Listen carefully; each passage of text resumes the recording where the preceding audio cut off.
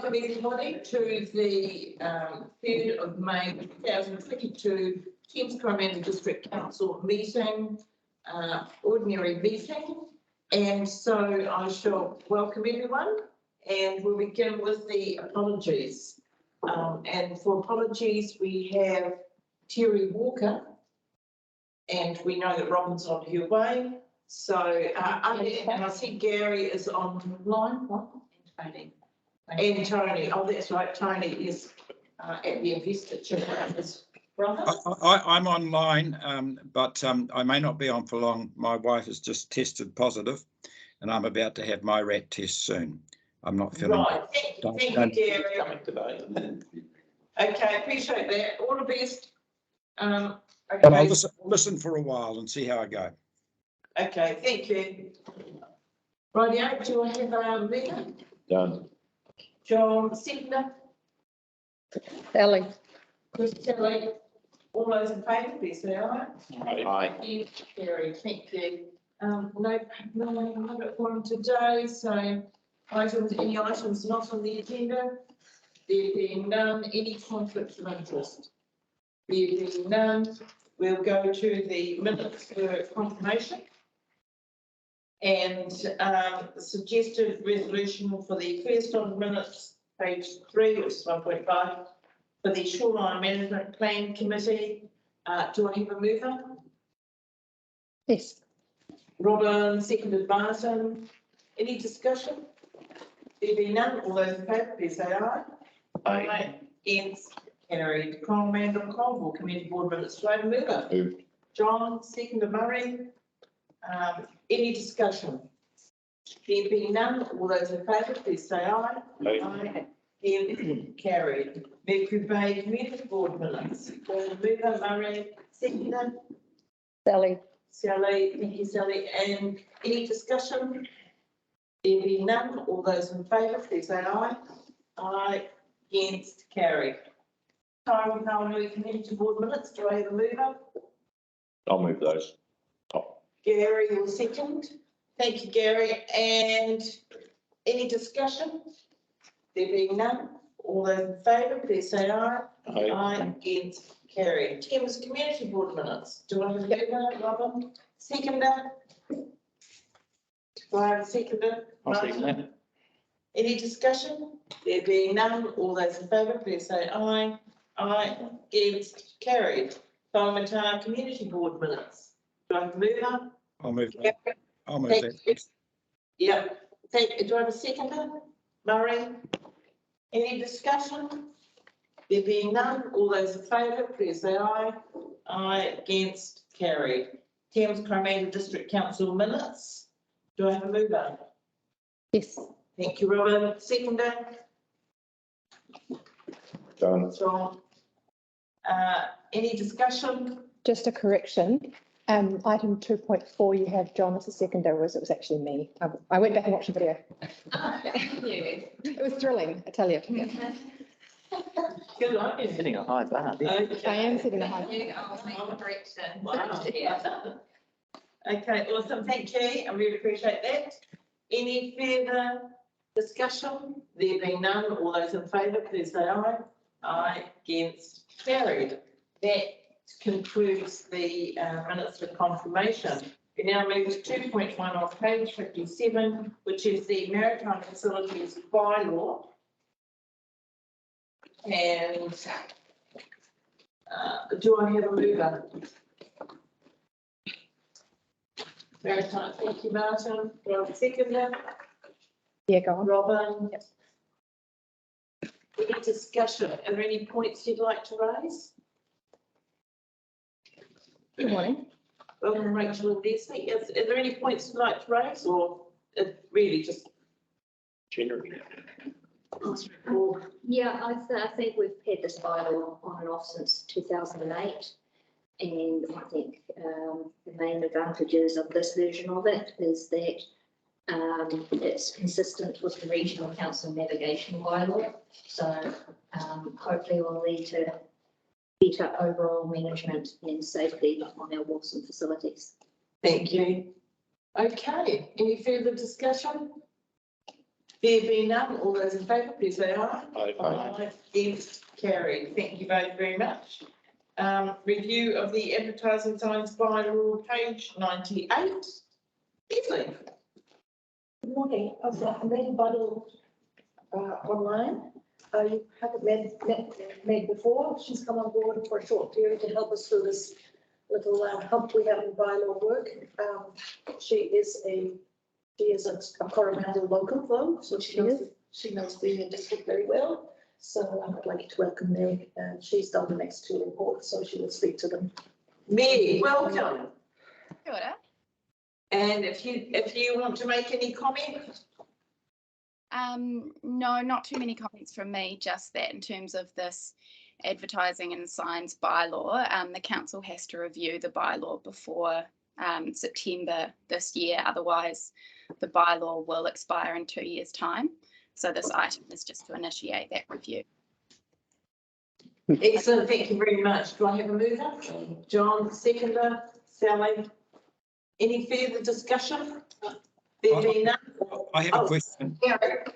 That's going to affect what I raised at the last council meeting about having the council to put up, let's say they're doing something in an area, put up a sign explaining what they're doing with photographs and things, which is very informative. That will not be affected by this, will it? Well, No. oh, sorry. Go Sorry. ahead. Did you want me to comment on that, Your Worship? Yes, please. So Gary, the signs bylaw actually exempts council signs from Thank you. bylaw, so it won't compete with that kind of thing. Thank you for that. Thank you. But Meg, also it gives the opportunity for submissions to the bylaw, which can allow for that to happen within the bylaw, can't it? I mean, I know that council's exempt, but if it's a community situation. So you're saying that we're opening up the process for people to submit on the bylaw and perhaps change the bylaw? Yes. Oh, hang on, this is just a review. Yeah. Yes. Yeah, okay, no, okay. Yeah. It's all right, appreciate that. I mistook that for interpreting it in my mind as consultation, but we're just reviewing it initially ourselves. Yeah. Okay, thank you, Gary. Thanks. Do we have a move and second? Yes. Okay, any further discussion? There being none, all those in favour, please say aye. Aye. Aye, against, carried. And a review of the activities in public places bylaw, page 124. Do I have a mover? Do I have a mover, Sally? Yeah. Seconder, Martin? Yep. Any discussion from this? Any points you wanted to raise, Meg? Just one minor point, similarly to the advertising and signs bylaw with the public places bylaw. It's got a review date of June of this year, so the council needs to review it by that date, otherwise it will expire in 2 years' time. Right, okay, any discussion? There being none, I'll put the resolution, all those in, oh, sorry, Leslie. I was just going to clarify, for both of these bylaws, there will be a consultation process. We will bring Yep. that back Yeah. with another report at a later date. Great, thank you. I'll put the resolution, all those in favour, please say aye. Aye, against, carried, thank you. And the festival event rule and proposed district plans recreation central zone, page 153.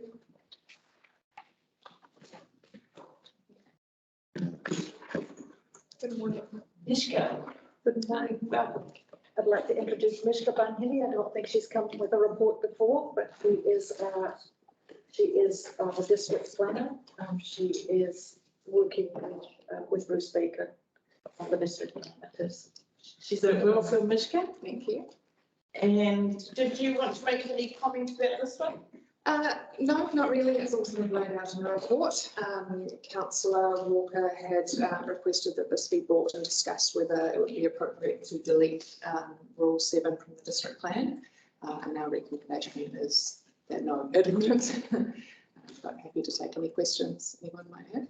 Thank you, and I do note that in number 3 of the resolution, it refers to a review of the resource consent for Williamson Park, which might be more pertinent to the concerns raised by council. Can I make a comment? Gary?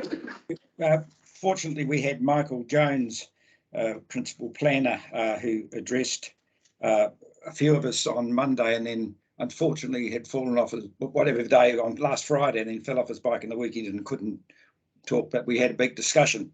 If I refer you to page 165, clause 4. That relates to the Commissioner's conditions of consent, and in fact, what the planner accepted or said to us is, as I agree, and I think we all do, is that Williamson Park has been sorted. You can have non-ticketed and non-fenced functions, and it spells out in there in different conditions for ticketed events from page 167. There are a number of paragraphs covering that for about 3 pages, and on page 5, conditions for non-ticketed events, and that's really about 3 paragraphs. And so we're trying to work to sort out the situation with functions, free functions for Williamson Park, free public access. So that is being worked on, and it's a work in progress. The rest of the other thing to Rule 7, of course, covers all reserves. And so you can park Williamson Park, it's sorted. What we have is all the other reserves, and that's what this is being proposed to look at. Yes, so the resource consent that Gary's just directed us to, the conditions, triggered Rule 7, the recreation passage zone, as it was considered that wasn't permissive enough to allow for events that were desired on Williamson Park. So this is what the conditions relate to, only Williamson Park. So in terms of events happening on Williamson Park, that's not related to Rule 7 anymore, but any other recreation passage zone is still subject to Rule 7, which is the report relates to. Okay. Marvin? So I'm a little bit confused. Does that mean that you, like if I wanted to have a concert there with 1,000 people At Williamson Park, at Williamson Park? you would need council's permission and to meet these conditions of consent. Right. So what we're doing in this resolution, and keeping it simple for me, is that for everywhere other than Williamson Park's section 7 stays, and for Williamson Park, they've got their own resource consent, they're sorting that out within themselves. So we say we're not ready for every park to be like Williamson Park, so we're doing it this way and they're doing it via their resource consent. Is that what I'm voting on? That's what I'm understanding. Yeah. I understand too. Yeah, Right. okay, so did you move in a second? Sorry, but that consent, unless I haven't seen it, hasn't got a limit of the number of people? No, it doesn't. So Just for Williamson so we're not considering the consent, because the consent, in accordance with the resolution, is going to work through with any issues with Williamson Park will be worked through with the chief executive and staff and the Waka Community Board. And if they want any changes, they'll bring them back to the council. Bruce, did you want to make any comment? No, thank you. Are you Thank you. I'm following you. Okay, no, we're all good. Okay, so then I'm happy to put the resolution. Do I have a seconder? Yes. Thanks, Ellen. Any further comment? There being none, I'll put the resolution. Thank you. All those in favour, please say aye. Aye. Against? Carried. Thank you. Can I just commend staff and Councillor Gottlieb on working that through over the last month, I suppose, or longer. It's actually been a really effective and constructive process that has clarified what had been quite a confused scenario because we hadn't actually had the dialogue. Right. Good. Well, we've actually had a number of times in that regret, but beginning of the term. So, we're now moving on to 3.1. Thank you very much, Leslie and Michelle. Thank you. And Bruce, appreciate it. Shoreline Management Plan request for additional funds. Do I have to do that? Yes. Sally, seconder, Robin. Any comment, any discussion? There being none. Amon, did you want to make any comment or should I just put the resolution? I think just stick with the resolution. It's mostly in the report, nothing else to add today. Thank you. Oh, Murray. I was just going to say, I think we should recognise that this is an important piece of work that's been going on for a number of years now. Yeah. And unless we put additional funding and complete it, we've wasted a huge amount of effort. Yeah. So I see we've got to go through and complete it to get the results that we need out of it. So I just don't want to see people looking in saying, we haven't thought about it, because we have thought about it, but this is completion of a number of years' work to bring out the outcomes we want to get, and we're pretty close to that. So I think that's what we should put. Well done, actually, excellent comment.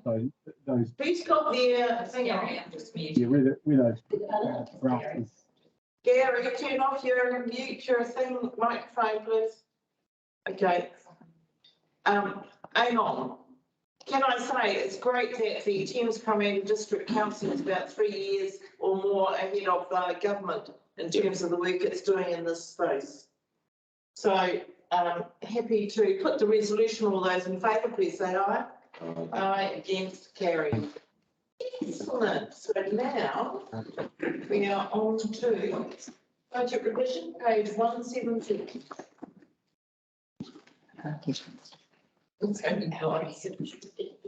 I know. That's go and do some other thing.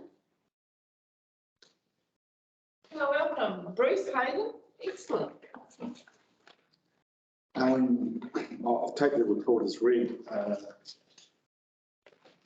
As was mentioned before, basically, as we've seen major sort of supply issues within sort of the economy at the moment, and I guess resource issues as well, and that's led to a reduction in actual expenses.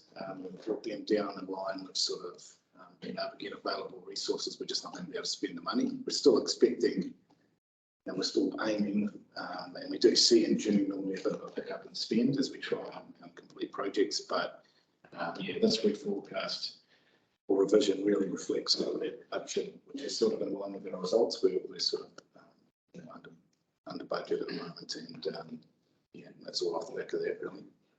How are staff coping with all the challenges that have been imposed by the supply chain issues?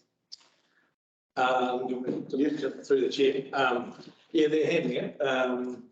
We've got challenges ourselves with resourcing as well. You know, with project managers, the market's very hot out there, so we're down, excuse me, project managers, but it is a real challenge with the supply chain issues. You know, things are really jumping all over the place. So as an example, yesterday we heard that 3 of the prefabricated toilet units that we bring in, so Permaloo, one of the big suppliers, they were committing, we've been on them the whole time, yet definitely by the end of June. Suddenly yesterday it's like, no, we're not going to get them until July or August now. So it is very challenging. We should know that they, you know, the team think that everything's running ahead of to schedule. They're asking all the questions, they're keeping on top of the suppliers and the contractors, and then suddenly something happens and it's just out of our control. So it's challenging, frustrating for those project managers that their whole career is focused around delivering things. So yeah, but they're managing it fine, we're working through it. And do you think the community are understanding of that challenge that we have? Somewhat understanding. I mean, like obviously anyone who's trying to buy things from overseas, you know, online shopping and stuff will know that there's delays in getting things compared to what there used to be, and the cost of shipping has just jumped astronomically. So some people will understand that, people that do a lot of online commerce, I would say, but a lot of people won't. I don't think we'll get it. But having said that, there is a lot of chat in the media around these types of things, so hopefully people are kind of getting it.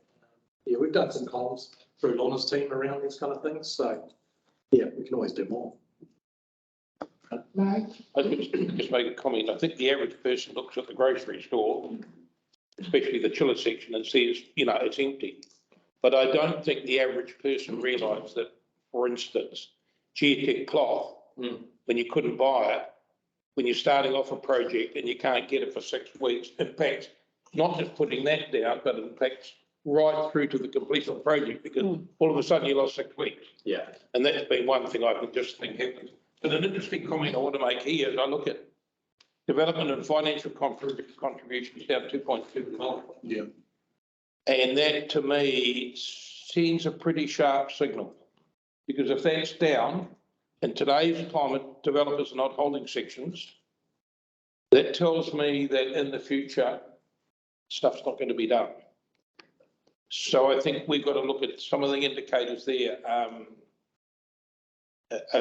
coming through. And just an aside, the acting chief executive myself listening to Cameron Baggery tomorrow.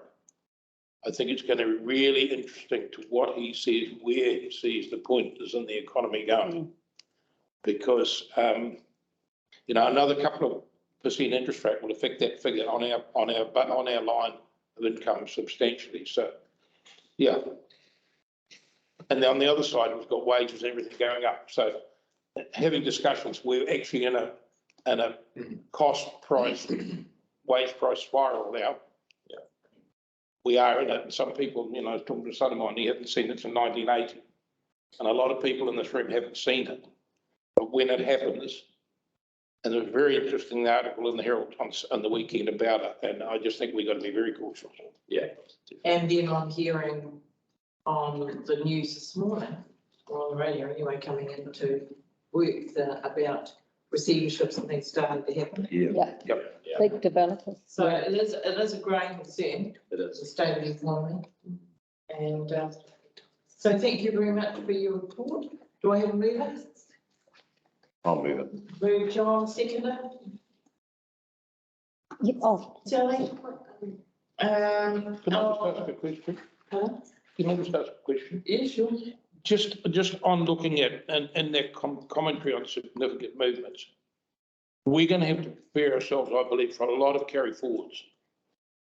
Not something we like doing, but I think it's got to be flagged now. And I really think we're going to be, I personally think we're going to look at carry forwards of a magnitude we haven't had before for a long, long time. I don't know whether you want to comment. Yeah, so through the chair, you're right, we don't normally like carry forwards, and I'm pretty hard on my team at carry forwards, but you're right, we have more carry forwards than we normally have. So the team are already thinking along those lines, they're already working out, you know, with Hayden's team around what are the ones that we are going to have to carry forward, you know, so those toilet units that I spoke about, those are some examples. There is going to be a much bigger quantum of carry forwards than we previously would have seen. So. Yeah. And it came through in the submissions yesterday, people asking for particular. Yes, and so that'll have to be decided in the deliberations, yeah. And we'll work through the actual carry forwards once we get to the new financial year as well. You know, once we close off this year and we know exactly what we didn't spend and what we need to carry forward versus what we can let go, you know, so. I think every single community board asks for projects to be carried forward. Yeah. And I know 7 years ago, the audit office was concerned about capital projects not being done. But I think they're going to have to understand that we can't do them because of, for the very reasons that Deputy Mayor has outlined. And So, yeah, it's a bit of a Martin. yeah, if I can just make comments on that, the commentary on significant movements. The first one there is about the Totara Valley Road extension. I mean, that's going to be a very visible one for the public because already I think all the machinery and everything's moved off site there. Yeah. And there's like a restricted speed limit there at the moment that this is saying they're not going to be re-establishing on site until October. So that's going to be something that everybody who drives into town is going to look at that and say, oh, what's going on there? Why have we still got these speed restrictions? Why haven't they finished? So yeah, some of these will be really, really visible. And then obviously your waste treatment plant and that, not so visible. But yeah, that's probably going to be something to manage. Yep, that's a very good point. We need to make sure we do communications on those things. We have put some stuff out, but we need to make sure we're on that regularly because it is one of those frustrations. Every time you drive, people are going to see that and wonder what we're up to. So, why do I still have to slow down to 50? Yeah. Well, Pelco and Course are about 8 months out on now, aren't they? If they can get the transformers. Yeah. Yeah. And, you know, we've got a big project in Whitianga that's supposed to be completed by Christmas. Transformers are very much questionable now, and that's going to kill the whole project. And now we're looking at end of April, they know that for project reference, Yeah. where it is. Yes, okay, so, not put the resolution. All those in favour, please say aye. Aye. Aye, yes, carries. Thank you. Acting Chief Executive, Rick Scabell. Thank you for next item. Your Worship, I wonder for public consumption, whether it's worthwhile having a bit more of a discussion, perhaps not today, but next council meeting, so the public out there understand how these things happen, because, you know, and I just reiterated my previous comment, the public look and think PowerCo come along and they just put a transformer and power's on in 2 days or 3 weeks, which it used to be. But nowadays you're looking 8, 9, 10 months. You're looking at cable, if it's not ordered today, you're going to get a year. That's the reality of where we are in today's climate and a lot of these things. And I don't think, I'll go back to my earlier comment, I think public look at the groceries and the grocery stores. Some of these things out there, and we're not good on, you know, the subsidy removed, half the submitters don't know from our transit subsidies. The more we can get out there and these things and the problems we're facing, the more the public understand. The more the public understand what staff are wrestling with. Because I think there's a demand out there that expects staff to produce, has no understanding of what the situation is out there. And an issue being involved in. So I just toss that in as a. So one of the issues is how you reach the general population. I actually really like Councillor Gottlieb's idea about a notice board which gives an ongoing change of perception. I actually think those sorts of community information panels, which can have a constant ability to change the messaging, is a great way of doing it. So when people go to buy their groceries or go down to the main parts of town, they can see the board and stop and have a little bit of a read. You know, big bold print, nice clear language, and it just gives an opportunity to have another platform of messaging from the council to our communities. And I just, some of the things I'm involved in, I know, and I just take power cable, for instance. If it's not ordered by now, you're not going to get it this side of Christmas. We've just ordered a new hot water cylinder because it can't. No, yeah, but that's all right. But I'm talking, some of these things are taking, the lead time is 7 or 8 months, and you saw those ships in China, and it's really impacting on a lot of big projects now. You know, I just offer that. And I think for us, in our deliberations for what goes into the financial capital work for 22, 23. Yeah. When we now know how much we're going to be carried forward, I think we have to be really brave in terms of not putting things in that we know are more than likely we're not going to be able to do. Is that really ever going to just compounded by Eastmar? So you think potentially the must have, nice to do list should be No, because I think I wasn't totally convinced that everything in the must do was a must do and a nice to have. They were very debatable lists, but I think that a year on, we need to be diligent in rethinking every capital works project that's projected at this point in time. Because it's the supply chain issues aren't going to go away. Yeah, because I mean, and we did hear that from some of the submitters about seeing nice to haves on there. Okay. I'm just going to follow on if I can from Sally. I think we've got to be aware, Martin, that the physical capacity to do works next year through staff and supply are going to be limited. And if we're going to do the carry forwards, then we've got to acknowledge that as councillors, the expectation is going to be a lot less of what we can bring in new. Yeah, and the must do's become almost impossible too. So I'm just thinking.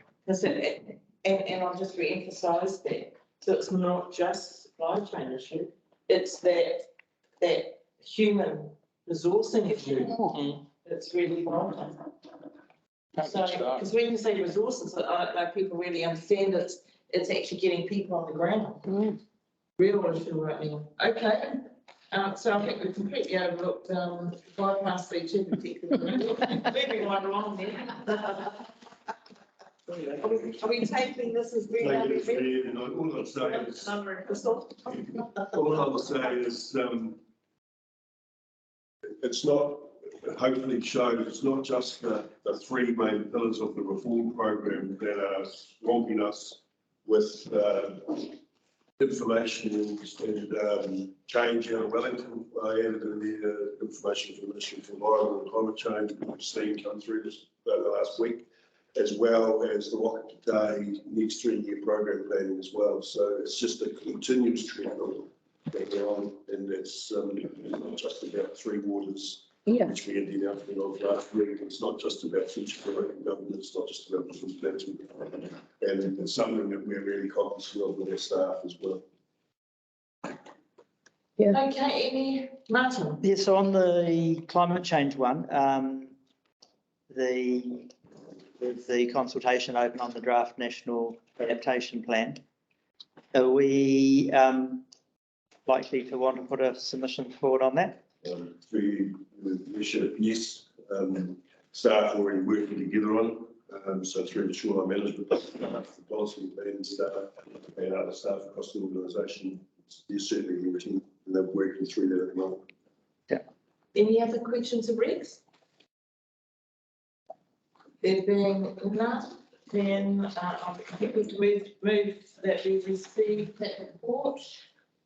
Or should we do that separately from the members' report? Yes. Okay, do I have a seconder? Sally, all those in favour, please say aye. Yes, carried. Thank you. We're now on to members' reports. So, Murray. I have nothing to report. Sally. I don't think I have either. Martin. Nothing really sort of jumps out. I just with the submissions and things we've been hearing, and obviously we've got more hearings to go. I just wanted to thank the governance team for their amazing efforts in getting people online and contacting them. And I mean, it was a little bit fragmented, but a lot of that was the fact that someone who said, "Oh, I really want to be heard," and then just couldn't be gotten hold of on the day. So I actually think it's been a fantastic process so far, and looking forward to the next few days. I'll just switch to Gary. You there, Gary? Yes, I am. I suppose the one thing I've spent some time with staff trying to sort out notifying non-residents and people about their ability to be able to enrol and vote. Unfortunately, there's been a hiccup there. It's now in the hands of Rex, and we're trying to sort that out. So hopefully that will progress. Good on you. Thank you, Gary. Robin. I got an attachment about how to enrol as an out of zone ratepayer with my rates bill that arrived a couple of weeks ago. So that's exciting. I'm already enrolled. Martin, Sally and I actually attended the Business After 5 a couple of weeks ago here in Thames, which was quite exciting. It was actually nice to be out and about again and to, interact with the public and listen to their concerns. And the three of us also went to the Anzac Day parade that we had here. We were at the dawn service, and then Sally did a fantastic representation of council at the 10 o'clock. It was quite a moving ceremony actually, and it was lovely to have the sound sorted out. So fewer issues with the sound than there had been last year. So it's nice to see things getting back to not quite normal, but back to not what they were. Thank you, Robin. John. No, all quiet. I remember seeing that. Okay. Thank you. Have I got anything that I need to report? Not sure, to be quite honest. I've been working on a few things, but lately, the thing that's really been getting me the most is the allocation model for any apportionment of government funding, as they apportion out on a population basis based on census night. And at the moment, I'm being a bit consumed by my outrage at the fact that we are disadvantaged by about 50% in terms of getting funding from the government based on their allocation model. And I actually think we should be challenging that. as our council, because I don't know any other council in the country that's disadvantaged to the extent that we are. So Queensland's about 35%. I'm not sure what Taupo is, but we are probably the highest at around 50%. And Deputy Mayor McLean identified that we are further disadvantaged through distance, topography, over 65 population, highest in the country, all those different things. So that's what's exercising my mind at the moment. So I couldn't agree more, Sandra. I'm beating a drum on this for a very long time. I think it's quite unfair. That's right. You have Gary ever since you came in, and the championing the absentee ratepayers as well. So, yeah. Well, all our communities are going to be disadvantaged. Pardon? All our communities will be disadvantaged. That's right. If the public out there look at population of Hamilton, it's not too much different to what we've got. You know, one sewage plant, one water plant, with us. We're hugely disadvantaged. So it's not only population, it's. So we've got about 11 wastewater plants and 10 water plants and 60% people not connected even. That's right.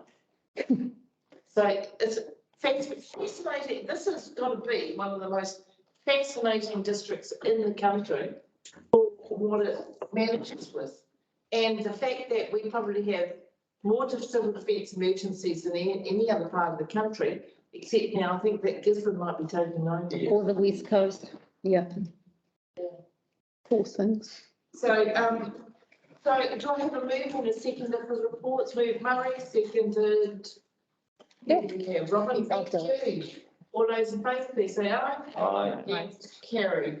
We're now moving into, it's 9:36, so we're moving into True. I'll move that. Okay, move Robin. Seconded. Sally, all those in favour, please say aye.